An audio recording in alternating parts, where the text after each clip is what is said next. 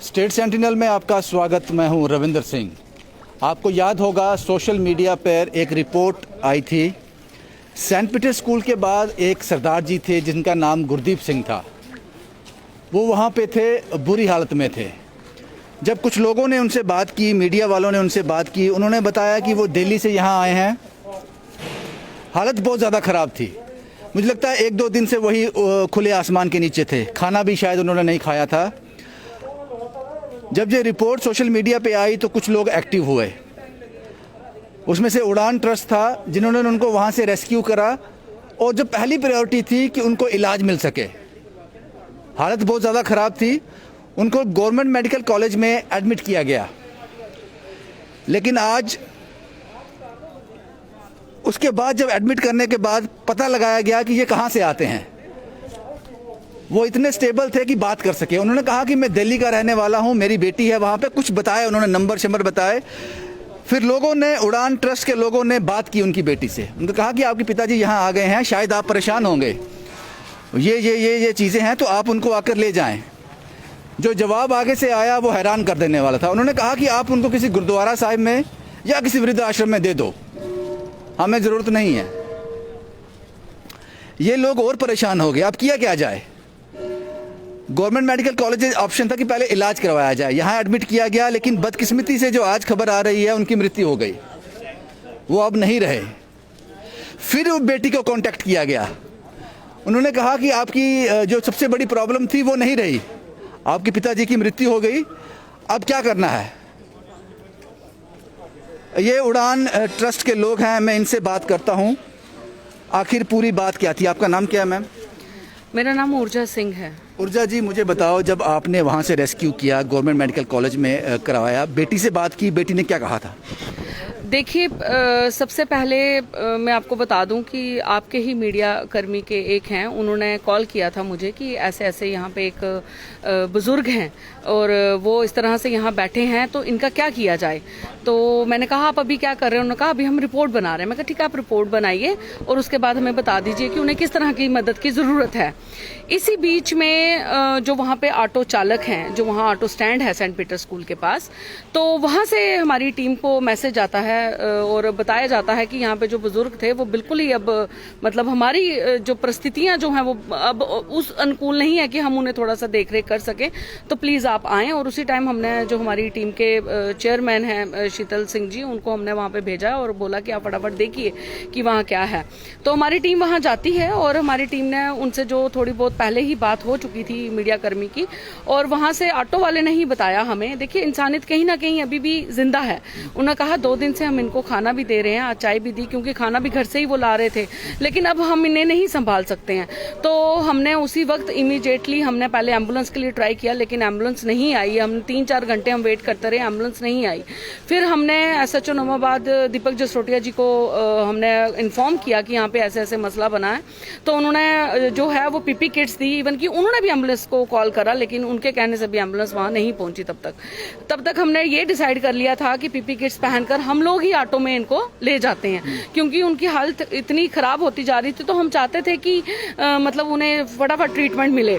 तो अभी हम PP किट्स हाथ में ली थी मेरी टीम ने कि इतने में एम्बुलेंस पहुंच गई। जब एम्बुलेंस पहुंची और एम्बुलेंस के दौरान हम लोग यहाँ लाए हैं, फिर 1.5 घंटा यहाँ हमारी टीम को वेट करना पड़ा। यहाँ वेट करने के बाद कोई बेड ही नहीं है। आप खुद यहाँ पे रिपोर्टिंग करते हैं, आपको पता है एक बेड पे 3-3 लोग होते हैं।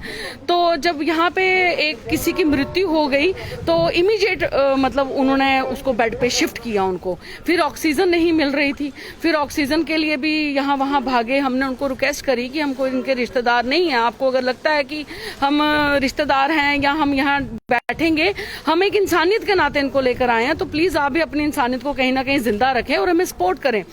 चलो, उन्हें ऑक्सीजन वगैरह मिली। रात को वहाँ पे विशाल की ड्यूटी लगाई, रात भर ये वही रहा। उसके बाद हमारी टीम दिन में भी आती थी, रात को भी आती थी। हम उस बेटी से बात की इनके? जी हाँ, बिल्कुल इनकी बेटी से बात की है। जी हाँ, बिल्कुल वो दिल्ली रहते हैं, क्योंकि अंकल, उनका नाम गुरदीप सिंह है और वो बड़े गुरमुखी और पढ़े लिखे इंसान हमें लगे, क्योंकि उन्होंने पूरा अपना स्लिप, फोन नंबर, आधार कार्ड सब पॉकेट में रखा था। जैसे उन्हें पता था कि अगर मुझे कुछ हो जाए तो एटलीस्ट मेरे एड्रेस पे या इन कॉन्टेक्ट पे कॉन्टेक्ट किया जाए। तो पहले तो उनकी बेटी ने फ़ोन ही नहीं उठाया, एक नंबर तो वो उठाती ही नहीं है, जो दूसरा नंबर है फिर वहाँ से कॉल बैक आता है, या कभी कभार वो लड़का फ़ोन उठा लेता है। तो उनको जब हमने बताया कि आपके फादर यहाँ पे इस तरह से यहाँ पड़े हैं, तो उनका एक ही जवाब था, इवन कि हमारी टीम को नहीं, जो ऑटो चालक थे, जो मीडिया वाले थे, उनको भी सेम ही आंसर दिया उसने कि गुरुद्वारे रख लो, आश्रम रख लो, मेरा इनके साथ कोई लेना देना नहीं, मैं खुद सेटल नहीं हूँ, मैं इनको कहाँ रखूंगी। और अब हमें मतलब उसी टाइम हमें ये भी पता लगा था, अंकल ने बताया था कि 15-20 दिन पहले मेरी वाइफ की कोविड से मृत्यु हुई थी, और यही एक बेटी है, और इसने मुझे घर से इस तरह से निकाल दिया कि जाओ रिश्तेदारों के पास रहो पंजाब में। अब जब डेथ हो गई है तो आपने कांटेक्ट किया बेटी को फिर? जी हाँ, बिल्कुल कांटेक्ट किया है। अगर मतलब आपको ऑडियो रिकॉर्डिंग भी चाहिए होगी तो हम वो भी प्रोवाइड करेंगे। तो फिर क्या कहा उन्होंने? तो उन्होंने यही बोला, लड़का पहले तो सुबह से बोलता रहा कि अच्छा मैं अभी मैसेज देता हूँ। ये भाई है उनका? नहीं, भाई नहीं है, ये आई थिंक उसका फ्रेंड है, मतलब जो उनके फादर ने खुद ही बताया कि शायद उसी लड़के के चक्कर में उसको घर से बाहर निकाल दिया था। अच्छा, क्या बोला उस लड़के ने? फोन वो उठाता लड़का? हाँ, फोन वो उठाता। क्या बोला उसने? फिर उसने सुबह ये बोला कि मैडम अभी सोई हैं तो बाद में बात करना।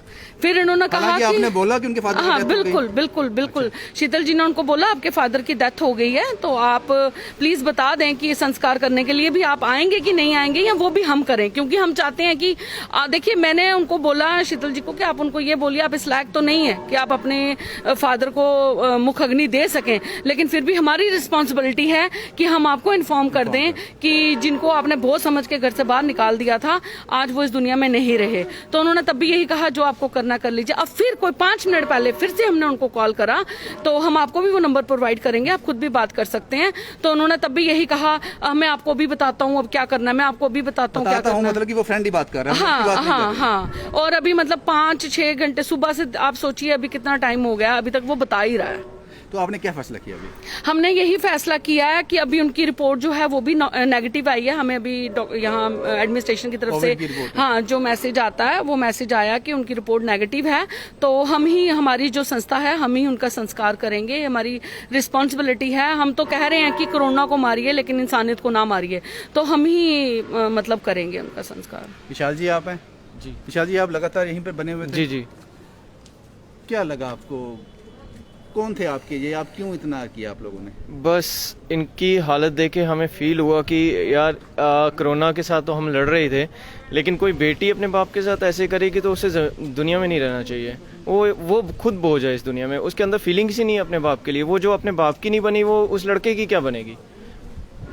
एक आंसू फील आता है कि यार ये ऐसा जो हम कोरोना से लड़ रहे हैं और ये लोग आपस की फैमिलीज के साथ इतना वो कर रहे हैं। कोरोना बहुत कुछ दिखा रहा है, बहुत कुछ दिखा रहा है बहुत इंसान को, लेकिन इंसान को समझ नहीं आ रहा। देखिए आप ही के न्यूज चैनल के माध्यम से एक रिपोर्ट आई थी, 2 महीने का बच्चा माँ बाप छोड़ गए थे और कहीं पे बच्चे माँ बाप को छोड़ रहे हैं। अब इससे ज्यादा कुदरत क्या इनको दिखाएगी, लेकिन इन लोगों को बिल्कुल भी शर्म नहीं है, इन लोगों को कुछ समझ नहीं आ रहा।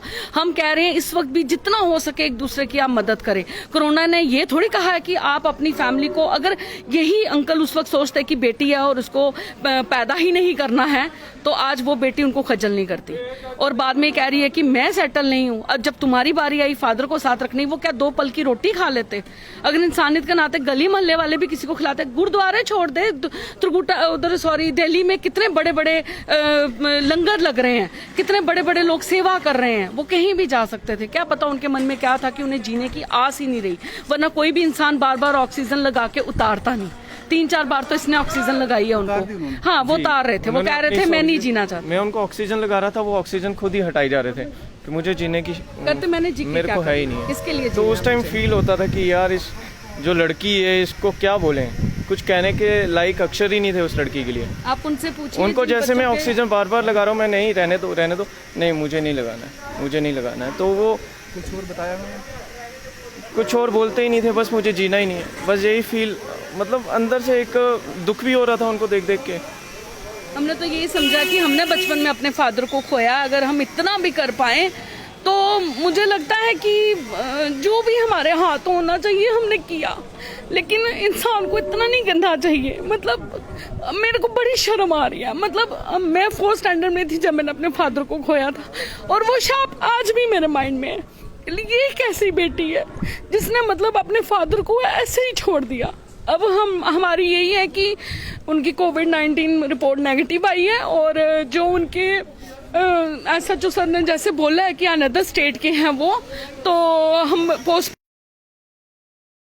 कर रहे हैं कि पोस्टमार्टम के बाद वो दे दें, और जो हम और हमारी एनजीओ है हम संस्कार करेंगे। और मैं अपनी टीम को भी आपके चैनल के माध्यम से मैं बड़ा प्राउड फील कर रही हूँ कि मेरी टीम में शीतल जी ने भी बहुत काम किया, विशाल ने किया, संजीव जी ने किया। वो ऑटो वाले जी, मतलब देखिए 10-20 ऑटो होंगे, लेकिन किसी एक के अंदर इंसानियत थी तो वो घर से खाना ला ला के उनको खिलाता रहा।